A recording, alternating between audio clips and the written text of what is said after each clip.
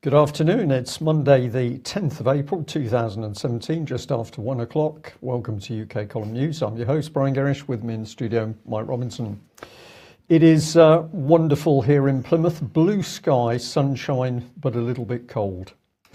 Right, we're going to start off with The Guardian and this article, Eric Gill, can we separate the artist from the abuser? Now Eric Gill, probably known to most, particularly outside the UK, because of the Gill Sands typeface. It seems to be one of the most popular.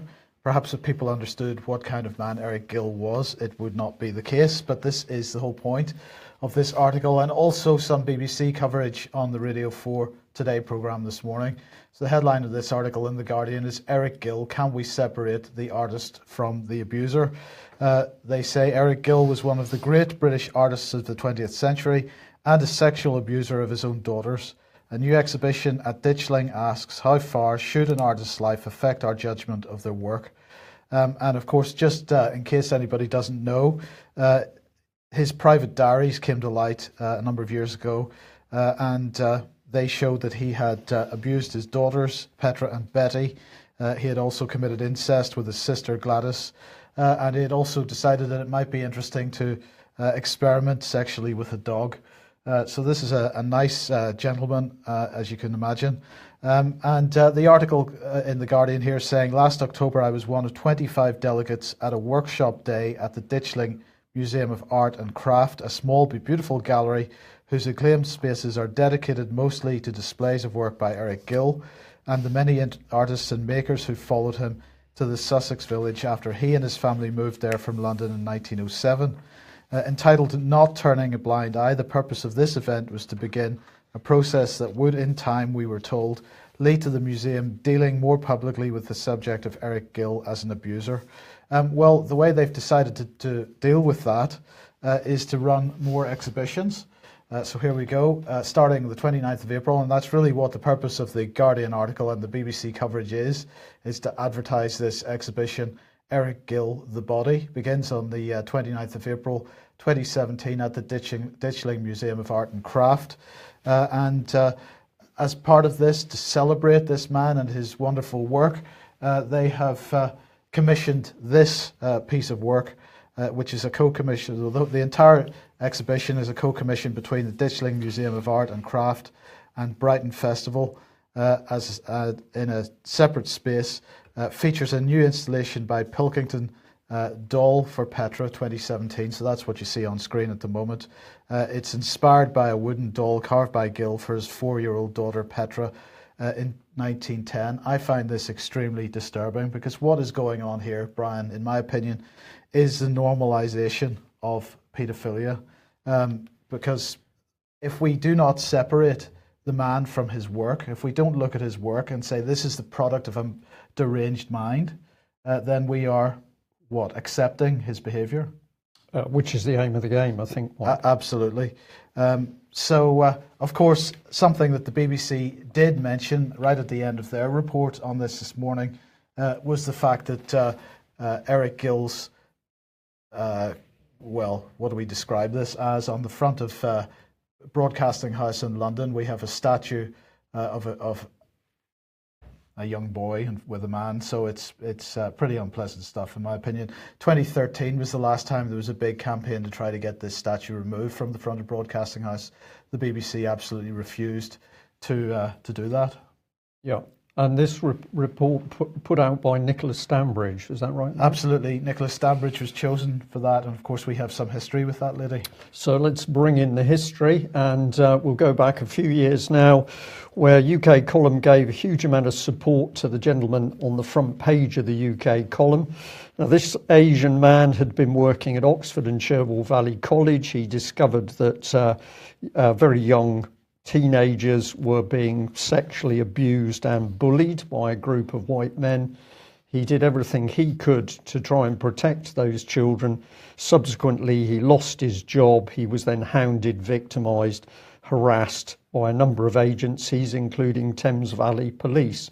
The significance is that eventually Nicola Stambridge, she's centre photograph there, the lady in the centre of the Today web page, she got interested. We had a number of conversations, and we then got to the point where she said, could I meet some of the people, some of the victims, to learn more? That was agreed, that we would set up a meeting. No meeting took place, and eventually when we challenged Nicola Stambridge on why there was no action, she basically said, well, I've spoken to all the authorities, so that's the local council, presumably the police and the school, and they tell me there was no abuse, and therefore, well, there's no story. When I protested that, she accused me of controlling the witnesses. Now, when she was put under pressure, Nicola Stambridge effectively said that her boss was the person who'd put the lid on the so-called investigatory report into Oxford and Cherwell Valley College, and Kerry Thomas was the man who was her boss at that stage. Yes. So it's a very interesting little saga, but the BBC didn't know anything about Jimmy Savile. The BBC can't investigate any of the major child abuse crimes that have gone on around the country, but the BBC can promote the work of a paedophile. So anybody that's watching or listening to this that uses the Gill Sands typeface, perhaps that might be a place to start. We stop using that and stop promoting this. Very easy protest. Yes. Okay, let's move on to Syria now. Of course, lots of stuff happening over the weekend. And we're going to start with this because the question is, did the so-called gas attack on Thursday happen at all? The video came from the White Helmets. We've shown the video on Thursday, sections of it, and we showed the same sections on Friday again. And anybody that saw our programme on either of those days will recognise the gentleman at the bottom, because what seems to be happening now is that more and more people are pushing out evidence which suggests that this event was totally faked from start to finish. So let's have a look a bit closer at this. And if you remember the video that we showed on Thursday and Friday, the gentleman having his headscarf removed and protesting his headscarf being removed, well, he appears to have suffered in multiple events. And he's incredibly unlucky. Incredibly unlucky.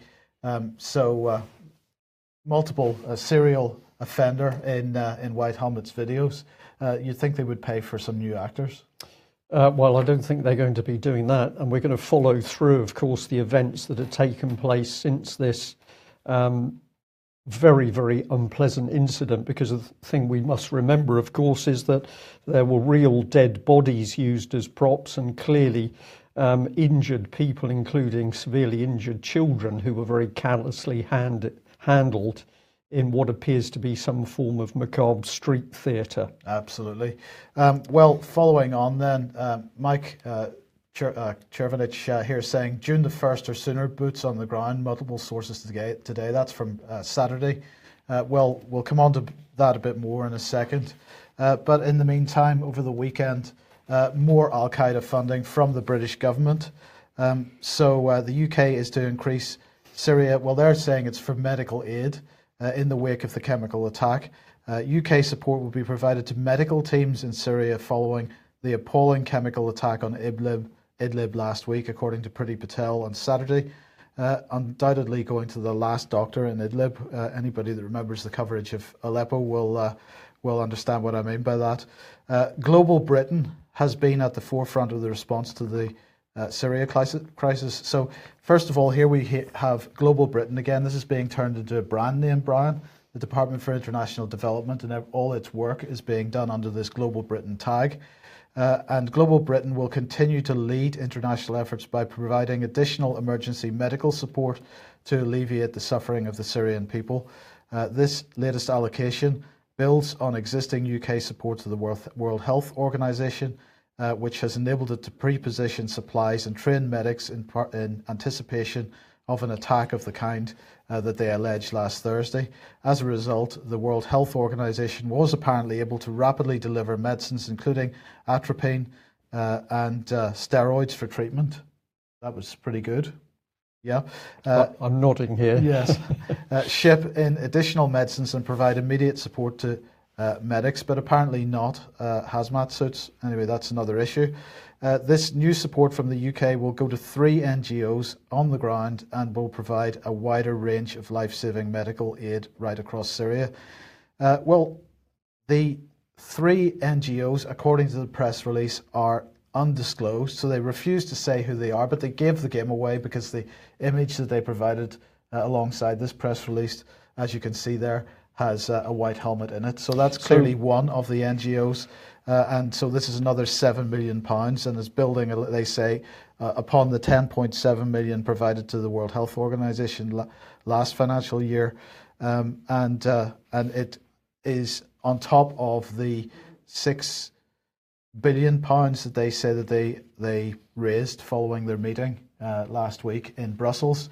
What did Priti Patel have to say? This was a brutal and indiscriminate attack, unleashing the horror of chemical weapons on women, children, and the defenceless is not only utterly deplorable, but it is the mark of a craven coward.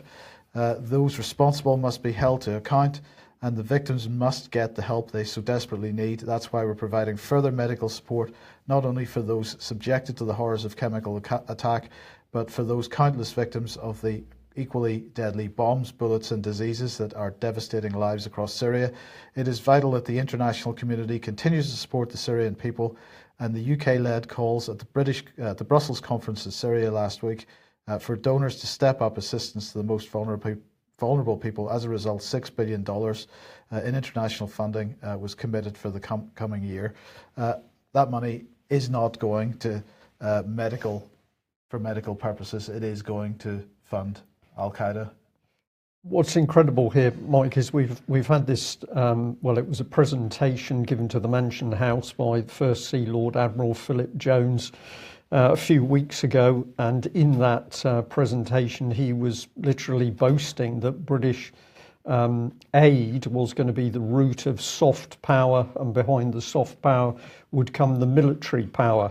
So we're now finding an open declaration that what many people would hope would be aid to help people, help humanity, is actually now being used as a political weapon in order to destabilise, conduct false chemical attacks, anything that the British government needs to extend its, quote, global reach. And the other thing I'll just bring in there is that over the weekend there was a report that between 300 and 400 US troops had appeared in the northwest of Syria.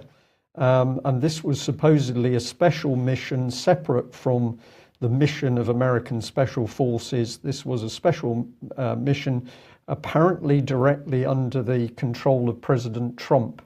Now, there was some video footage shown on the internet of these troops and the movement of these troops. They're all in fairly light vehicles, so it would appear to be some sort of reconnaissance operation.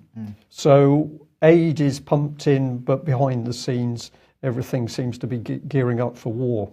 Well, where's the transparency about where the aid money is going? This is the big question. Public money. Nobody seems to be asking for that transparency. It's incredible. Yeah.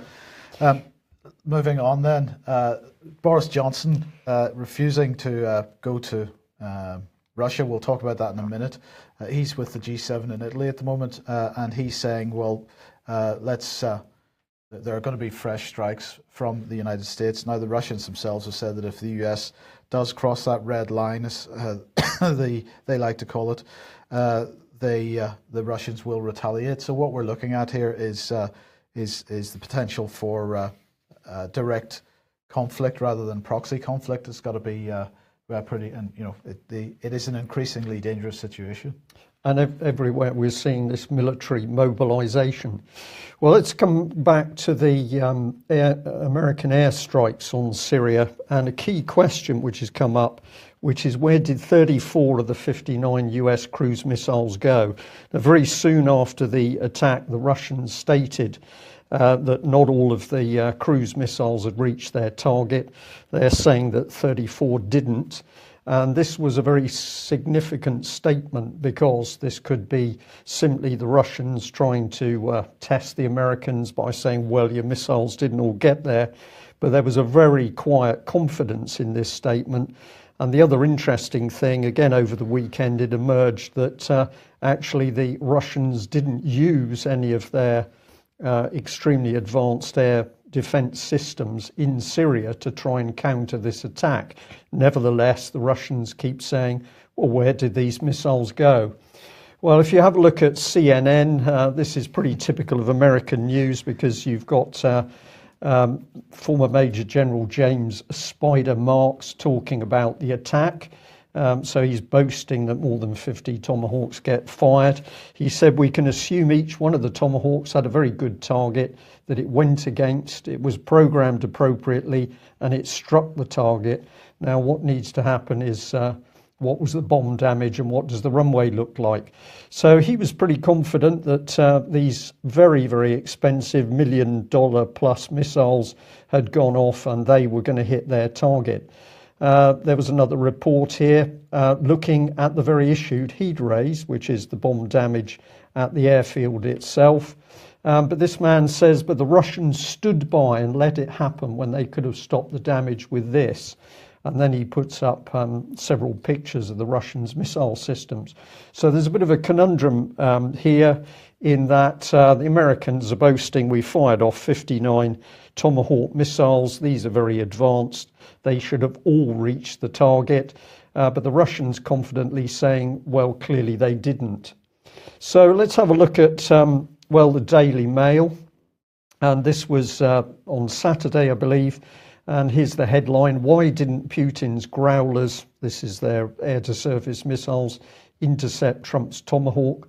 Russian leaders' missile protection system failed to prevent the attack on Syrian airfield. Well, they then pump in all of the imagery to make it look at the Americans' total success at their attack. I always go and have a look at who the reporter is, and I was pretty stunned to see this article put together. I think this is the right Twitter page. The journalist called Darren Boyle. He's in the doorway of an aircraft with a gun, but most of his Twitter page is football, quite a bit on drink. And is this really a man to be commenting on this subject? If I've got the right man, I don't think so. Well, the Mail, excuse me, goes on. Here it says, Vladimir Putin did not try and intercept Donald Trump's massive missile strike on Bashar al-Assad's al-Sharat military air base, despite being covered by Russia's state-of-the-art S-400 Growler air defense system. So they're pretty adamant that the whole thing was a failure. So where did these 34 missiles go? Well, one place that they certainly didn't go is to the target, because if we start to have a look at the damage, there's quite a lot of video now about this. Yes, some of the hardened aircraft shelters were hit, but in fact, vast areas of the airfield absolutely untouched. Let's just look at some of the damage. So yes, there was no doubt that parts of that airfield were hit. There's no doubt as to what was hitting them. This is part of one of the Raytheon missiles, complete with the part numbers. But if we start to have a look across the airfield, actually there was no damage to the runways at all. Whatever that is pretty insignificant. And certainly the Russians were flying from the airbase within 36 hours. I think it was actually slightly less. And as the Russians and the Syrians have pointed out, the majority of the aircraft remained unscathed.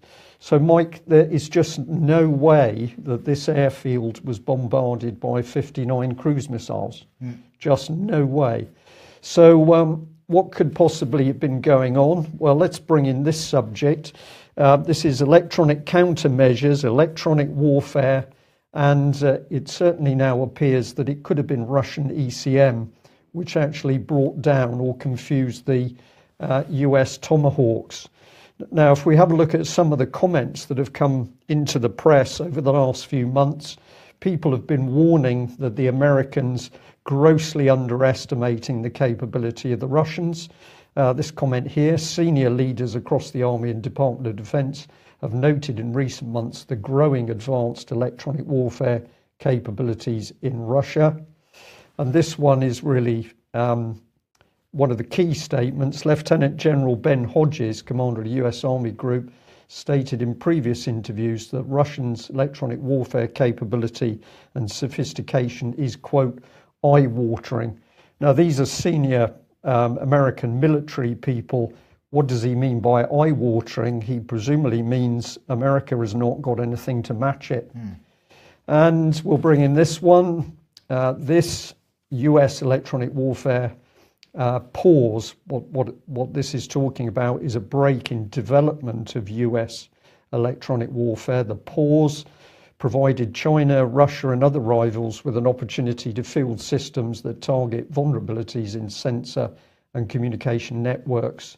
The US military has come to depend on. As a result, America's once significant military advantage in the electronic warfare domain is eroding and may in fact no longer exist. So the evidence is growing that actually something very significant took place in this raid. And this document here, which you can find online, is all about this subject, the fact that the Americans have been left behind in trying to fight war in the electromagnetic spectrum. And if we come back to the Mail, I couldn't resist this. We've got the original headline here: why didn't Putin's Growlers intercept Trump's Tomahawks? But if we go back in time, here is the Mail talking about this very subject. The American military saying, well, we don't want an electronic warfare Pearl Harbor. Military bosses hit out of the claim US has fallen behind in electromagnetic doomsday weapon development. So we're just going to say here that the Mail seems to have failed to read its own reports. If it had read its own reports, it might well have realised that the success of the raid was clearly not what the Americans claim. So we've got to ask the question again, where did these missiles go? Where did the missiles go? There are now some reports that as a result of the use of very sophisticated Russian equipment, some of these missiles simply lost track of their targets and hit other locations in Syria. So there are now people claiming that Tomahawk missiles landed in their villages, and reports are also indicating that some of these missiles simply crashed into the sea after launch. Whatever the truth is, what is clear is that the claim that 59 Tomahawk missiles hit the airbase simply untrue. So let's come back to the start of the incident, which of course is this so-called chemical warfare attack. I'm very interested to see this comment here from the Turkish foreign minister, and he says Turkey condemns a suspected chemical attack on Syria's rebel-held town of Idlib, describing it as a crime against humanity. The suspected use of chemical weapons could derail the process of Syrian peace talks being held in Astana, Kazakhstan. So this all sounds very credible. This sounds like a concerned country. But we have to go to, well, Belfast Telegraph here, Mike. So this is an article from some time ago, but it's saying sarin gas materials sent to ISIS from Turkey, claims MP Aaron Edem. So very detailed report here saying that something was going on with the movement of chemicals that could be used to make chemical weapons. And we had another report in the Belfast Telegraph here, worth going to read this: CIA, MI6 and Turkey's rogue game in Syria, and claims that Ankara worked with the US and UK to smuggle Gaddafi weapons to jihadi fighters, and al-Nusra, and there we are, were aided by Turkish intelligence in sarin gas attacks. So we don't have to look far to at least understand that the situation is nowhere near as simple as the UK and US governments would have us believe, that it was simply Assad and the Syrians that launched the gas attack. And if you'd like to find more detail, you can have a look at, this is a review, London Review of Books, but basically the book is The Red Line and the Rat Line. It's written by Seymour M. Hersh, and this has got some really very interesting material in it. Obama's change of mind about an attack on Syria had its origins at Porton Down in UK, Wiltshire, UK. British intelligence had obtained a sample of the sarin used in the 21st of August attack, and analysis demonstrated the gas used didn't match the batches known to exist in the Syrian army's chemical weapon arsenal. I don't remember reading this in any of the mainstream papers, Mike. No. And there's something about the professional style of this report, indeed the book, that I think there's some substance here which needs investigating. Another comment, Prime Minister Erdogan was known to be supporting the Al-Nusra Front, a jihadist fraction amongst the rebel opposition, as well as other Islamist rebel groups. We know there was some in the Turkish government. A former senior US intelligence official said who had access to former senior US intelligence official who had access to current intelligence said that he believed that the Turks thought they could get, quote, Assad's nuts in a vice by dabbling with a sarin attack inside Syria and forcing Obama to make good on his thin red line threat. So this is very serious stuff, and we'll just add in this, that of course it was the Daily Mail itself which published back in 2015 that there'd been leaked emails suggesting that the plan was to unleash chemical weapons in Syria in order to accuse Assad and then effectively invade.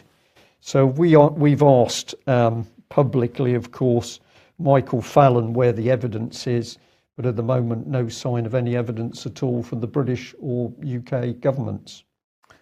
Absolutely, and at the weekend, Putin making exactly that point. If they can't provide the evidence, then there is no evidence. Indeed. Well, we're just adding our advert. We still have tickets available if you would like to come to the British Constitution Group meeting 22nd of April in Nottingham, the Albert Hall. Fantastic event. If you're concerned at what's going on around you, the news that we're reporting now is truly horrific, that we seem to have the British government acting completely out of control, spending public money in order to aid terrorists, starting wars. If you'd like to act to try and stop what's happening, then come to the event in Nottingham. Right, Egypt, another terrorist attack. So it's St. Petersburg last week, Egypt over the weekend. This report, I think, from Saturday, when at least 11 people have been killed. This was, of course, an attack on a Christian church, Coptic church in Alexandria, followed an earlier attack in another place, Tanta, which is north of Cairo, which killed 25 people and wounded dozens. Of course, you know, we're seeing more and more of this being ramped up around the world as the Western governments come under increasing pressure to provide evidence, for example, for the alleged activities of certain governments. Well, Boris Johnson condemned the attack in Egypt, and he offered his condolences. He said, "I'm saddened and appalled by these attacks in Egypt and strongly condemn them. My thoughts are with the Egyptian people, and particularly those directly affected by these terrible acts. I offer my condolences to those grieving for lost friends and relatives, and those suffering from injuries. The UK continues to stand with Egypt against terrorism. These attacks only strengthen our determination to work together with the Egyptian government and people against this shared threat." I think he's lying, Brian. It's all weasel words. I'm lost for words, Mike, because you listen to these people, they're just despicable. I don't think they know what the truth is. Absolutely. Well, let's stick with Boris, because, of course, also at the weekend, he decided that he was not going to visit Moscow as he had intended to. He had intended to be in Moscow today, but he's decided that he's going to leave it to Rex Tillerson to deal with the Moscow government. He said, "Developments in Syria have changed the situation fundamentally. My priority is now to continue contact with the US and others in the run-up to the G7 meeting. And so he's decided to go to the G7 meeting instead today. And he's in Italy. He's calling for Moscow, Russia to be threatened with isolation for the international community, a raft of economic sanctions. So no calls for investigations to be sure as to what's gone on. No. Everybody else is calling for Boris to carry out the investigations, but he doesn't want to know because that would be embarrassing for him. And he said that he discussed plans in detail with Tillerson, and that Tillerson will visit Moscow as planned, and following the G7 meeting will be able to deliver that clear and coordinated message to the Russians. We deplore Russia's continued defense of the Assad regime, even after the chemical weapons attack on innocent civilians. We call on Russia to do everything possible to bring about a political settlement in Syria and work with the rest of the international community to ensure that the shocking events of last week are never repeated. I think if we removed Boris Johnson and Theresa May from government and we replaced them with people that demonstrated some kind of inkling of sanity, then that would be the best way to make sure that the events of last week were never repeated, because millions of pounds would not be going into the hands of terrorists in Syria. This is so true, Mike, and I think we've got to come back on this business of what people can do. What of course we've got to achieve is that we do get people with normal values, normal common sense, normal intelligence back into Westminster.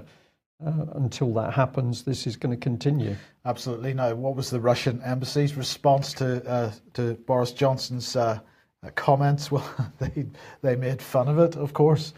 So here we go. 2 tweets. If yesterday's statement by Boris Johnson is to be trusted, and Tillerson will deliver G7 ultimatum to Moscow next week, what are probable outcomes? And the most popular probable outcome was a war of clowns. And the second question they asked is, if the G7 ultimatum to Russia brings us to real war, what is your trust in real Donald Trump as a wartime leader and Boris Johnson as his lieutenant? Well, the majority of people were simply appalled by that. So the Russians not really taking it too seriously, it seems. But growing concern over Russian naval activities. This is a top US admiral, according to Fox News. The latest activity from Russian warships around Europe has exceeded levels seen during the Cold War. A top US and NATO naval officer said on Saturday. This is Navy Admiral Michelle Howard, who leads NATO's Allied Joint Force Command in Italy and commands US naval forces in Europe and Africa. She told Reuters that Russia's activities have increased, though the size of its navy is smaller than it was during the height of the Cold War. So I wonder how you could explain that. Well, we could add to that, Mike, that I think it's tonight on Channel 4. There's apparently a programme about HMS Ocean. So this is how wonderful the ship is and the good works that all of the ship's company are doing on board that ship. And I'm sure those men and women are working extremely hard. But of course, what we've had the Sun reporting is that HMS Ocean could be scrapped, but actually it's possible it's being sold off to Brazil. So at a time when Theresa May and Boris Johnson are telling us that Russia is such a severe threat, we're simply giving away perfectly serviceable British warships. And the other thing I'd just like to add in there, it's very interesting that, of course, UK did not participate in the Tomahawk attack on Syria. One would have expected British SSNs, British nuclear attack submarines, to be launching Tomahawk missiles.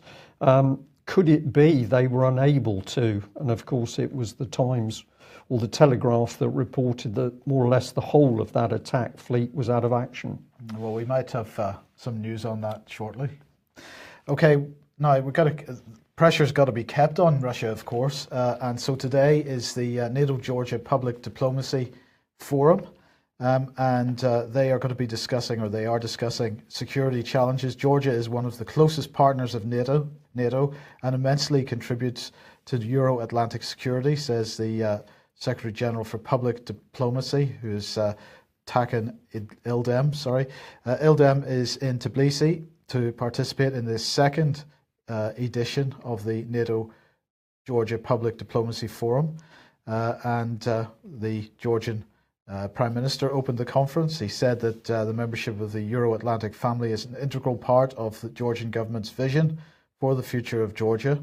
So he said that he hopes that Georgia will build the future dreamed of by many young people who have sacrificed their lives for independence. The membership of the Euro-Atlantic family is an integral part of our vision for the future of Georgia, and it is also a sovereign decision of the Georgian people, but not all of the Georgian people, because at the weekend then there was an election, a referendum on the so-called occupied territories. This is what NATO calls South Ossetia. This, of course, South Ossetia was the location of the 2008 war, in which Russia intervened, and was probably the first thing which has sparked off all the anti-Russian rhetoric in recent years. NATO has issued a statement condemning the illegitimate elections and referendum in Georgia's occupied territories, as they describe it. They do not recognize the so-called presidential elections nor the so-called referendum held in the South Ossetia region of Georgia this Sunday. Unilateral steps to change the name and status of the region are detrimental to the efforts to find lasting settlement of the situation in Georgia. NATO allies do not recognize the South Ossetia region of Georgia as an independent state. So there you go. They are determined to spark this all off again, as they're determined to try to spark off what's going on in Ukraine once again, as sort of three fronts right around the southern and western edges of Russia. Yep. And I just wanted to highlight this is being tweeted out by many people over the weekend. The Washington Post apparently saying this, that the war's critics, the critics of the Syrian war, hold racist, anti-Semitic and sexist views. So if you're anti-war, Brian, you're a racist, you're an anti-Semite, and you're a sexist. Yeah. They are being exposed so quickly now by the fact that they have to come out with these statements which are just clearly untrue, but they're also outrageous. They're desperate because you can see over the weekend I had a fairly broad look at the internet, looking at what was being reported on Syria, and there are thousands and thousands of blogs and websites and YouTube videos where people are saying we simply do not believe this nonsense from the mainstream. Pretty insulting statement from the Washington Post there. Perhaps they'd like to come up with some evidence. Indeed. Okay, defence matters in the UK then.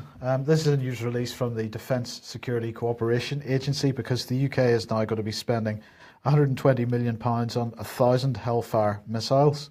The proposed sale, they say, improves the UK's capability to meet current and future threats by providing close air support. The proposed sale, the UK already has Hellfire missiles in its inventory, and we will have no difficulty absorbing these additional missiles. So there you go. We're going to spend some more. These aren't quite Tomahawks, but we're going to spend some more money on missiles, Brian. Yeah, we haven't. Well, very shortly, we won't have any surface-to-surface missiles, anti-shipping missiles for our warships. We're going to have warships at sea with a gun, which effectively means they're back in the Trafalgar age. We're not going to get the missiles for them. We're not going to have the missiles for the helicopters on board ships at sea, but we're going to get some more Hellfire missiles. Those Hellfire missiles, I would say, are going to go to the drones. Yes.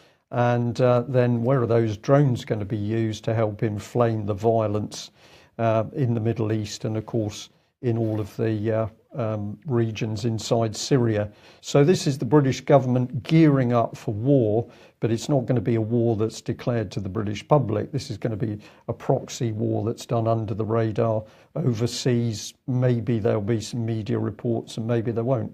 Indeed.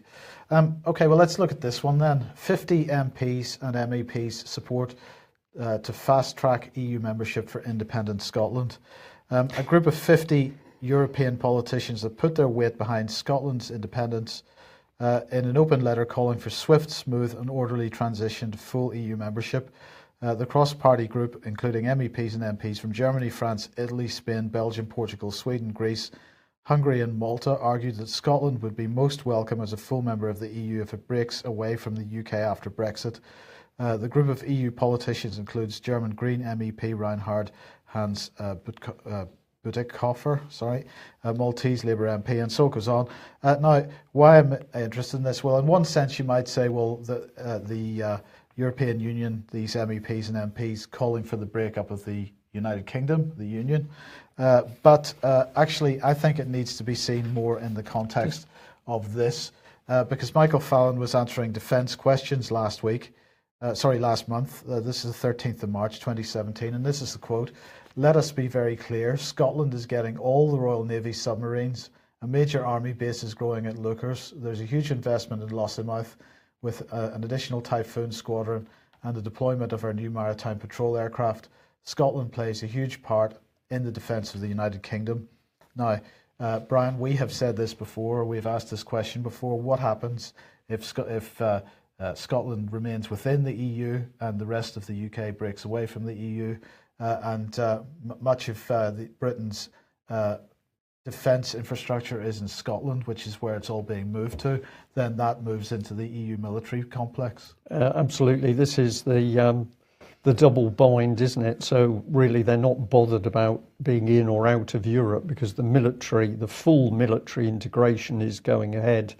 And so they see that it doesn't make any difference if Scotland is part of the UK or part of the EU, that military integration is still going to be in existence. But isn't it remarkable that you can have a leader of Scotland who says, I'm going to give you independence as a vassal state of the European Union? Yeah. I mean, are Scottish people unaware of what this lady's doing? And also I see that she was very cuddly there with our European... Junkers, yeah. I didn't think she was that keen on men, but perhaps he's the one for her. But speaking of Brexit and the fraud of Brexit, then more suggestions of the fraud, because here we've got the Independent saying Boris Johnson says freedom of movement can continue after Brexit. The Foreign Secretary, they say, claims to be one of the few British politicians to speak up on the benefits of immigration. Boris Johnson has admitted that Britain may continue to allow the free movement of people from the EU after Brexit. And he said, ideally, I think it could be done. What with goodwill and imagination, it could be done. In the last 10 years, I've been one of the few British politicians to speak up on the benefits. We don't want to close the doors. We simply want to have a system that is balanced, he said. And of course, it's all dependent on what final agreement is reached. And we're going to end with a little bit of Irish news here, because I think, Brian, this absolutely gives us a clue to what the authorities are scared of. Lots and lots of videos. If you watch what's going on in Ireland, lots of videos involving the Garda, the police in Ireland, and their disgraceful behaviour when they're dealing with certain issues with the public. And they're clearly getting increasingly uncomfortable about the number of video clips appearing demonstrating their behaviour. So this is the Association of Garda Sergeants and Inspectors who are saying that photographing or videoing Garda members without their consent and then sharing the images online in a way that identifies them should be criminalised.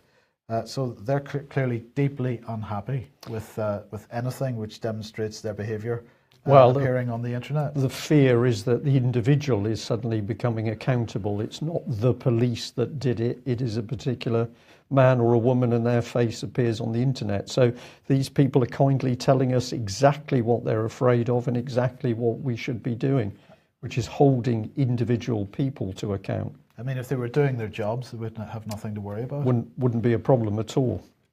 Well, actually, that was 2 items of Irish news, because we did get the Belfast Telegraph in as well. Okay. So Ireland doing well in UK columns news today. What can we say? We are getting a lot of contact at the moment, emails, telephone calls, even some Twitter messages, people desperately concerned as they see events speeding up. We're seeing a continued march towards more war. What can we do about it? We need enough people to take the right actions, and simple things, taking photographs, writing letters, sending emails, visiting your MP, anything that you can do that is reasonable, measured, carefully calculated through, does have an effect. And that is why I think that we're starting to see major wobbles by the establishment at the power of the internet. So don't sit at home fretting about what's happening. Do something, because it's the action that conquers fear. That's it from UK Column today. If you're not a subscriber, please consider taking out a subscription with us. We need your financial support, and we can only do what we do with your help. Thanks very much for joining us. Bye-bye. Bye-bye.